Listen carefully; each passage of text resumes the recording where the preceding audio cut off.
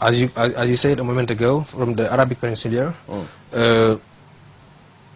Mauritania, Saint Louis, and it enters to the central part of Senegal. Right. And that part also, the Kajor or the Bawal, has an important part, an important role played by Cheikh Ahmadou Bamba and even his ancestors. Because at his time, Cheikh Ahmadou Bamba, it was a colonial period. Senegal was colonized by the French. Right. And the French were, the French dominated the country culturally, socially, economically, and in terms of thinking. That was the colonization.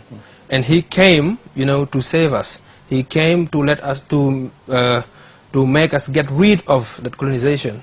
That was both, but that had many consequences in terms of, our behavior and our way of thinking. And Islam, as I said a moment ago, it is a way of living. And the Sheikh has done such a way that the Islam he came to set up was similar to that the Prophet Muhammad was teaching, and he had succeeded to train some people, to educate some people so that they could spread the teachings of Islam in other areas.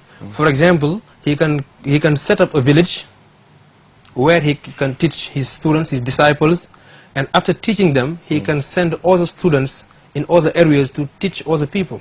This the Sheikh was doing. And little by little, his teachings, or he was being famous in the country, right. And the French were afraid of him. Why? Because they were thinking that he can wage war against them. It was not the case. Kind of revolution. Yes, a kind of revolution. They should think that he will be doing as Ahmadou Sheikhu or Baba Jahu or Sheikh Omar Foutiou. It was not the case. The Sheikh came to save us in a very peaceful way. That's what he succeeded. That's the reason why today, in the world, he is considered as one of the most important peaceful freedom fighters, Cheikh Ahmadou Bamba. That what he succeeded. Not even equal, close to Yes. Mandela and all the other freedom fighters. Yes, they said that. Martin Luther King, etc. He was beyond them. Beyond that, because right. Cheikh Ahmadou Bamba, he is the only one to say, forgive the one who has, how can I call it again? Forgive the one who has done you wrong. Wrong. After coming from the exile, what did he say?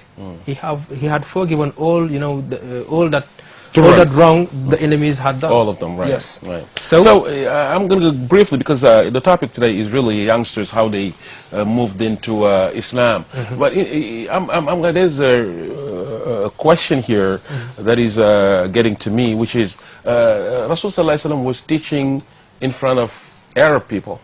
Serigne Tuba teaching in front of African black people. Is it the same? Was it the same message brought, imported from Arabia, or it was kind of sought out in order to fit the African nations? What happened? So, Islam is a universal religion. Is it? Adapted to each country, to any country, according to their socio-cultural realities. And Cheikh Ahmadou Bamba has succeeded to do so. Because as you said, the Prophet was an Arab, teaching to an Arab people. Right. Cheikh Ahmadou Bamba is a Senegalese, in a Wolof society, and he came to the Wolof society to teach the same Islam as the Prophet Muhammad was teaching. So he has contextualized his period of time, because he was writing. He wrote many poems in Arabic, but those poems reflected the same way of living of the Prophet, the same Islamic laws. He did not go away from what the Prophet was doing. What I mean is, Cheikh Ahmadou Bamba, in terms of pedagogy, had a gift from God in terms of pedagogy. Because remember when his father, Mamor Anta Sali, was a Quranic teacher, there was a time when Mamor Anta Sali was ill, and Cheikh Ahmadou Bamba was teaching in the same Quranic school. And the disciples of our father preferred to be taught by Cheikh Ahmadou Bamba than Mamor himself. Yes, because of his pedagogy, his way of teaching. And if we consider his teachings, the way he has renovated the religion of Allah, it is thanks to his poems and thanks to his way of considering the society itself, you know, by setting up, building some villages, setting up an Islamic environment. For example, if you go to the Bawal, the way they're living, it is typically religion, it is typically Islam. The way they dress, the way, you know, the areas are built up, you know, it is a special way that nowadays we need, you know, to study all this in deeply. So you're stating that there was no fight between Islam and culture in Africa? Of course. Because I said a moment ago that the French were here. First, what did they do first when they came? The French people. You know that here in our country, they used the Arabic language to not to speak, but to talk, but to write letters. For example, if Shamar Bama wanted to write a letter to Mam Alhaji Malik, he did it in Arabic language.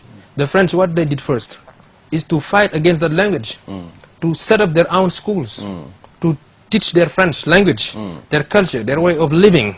You know. Well, actually, I was talking about Islam itself, not the colonizators, but Islam, because it's something that is brought here from Arabia, and then we have our own African culture here. And if a sheikh comes out teaching to African who never heard of Islam, what I'm saying is there were major transformations in terms of how to vehicle the message, or it was just a universal message that has to be taught the same way, whether you in Alaska, you in Senegal, you in South Africa. What happened? I said a moment ago, the problem of contextualization. Right. They have contextualized. Right. They have, you know, updated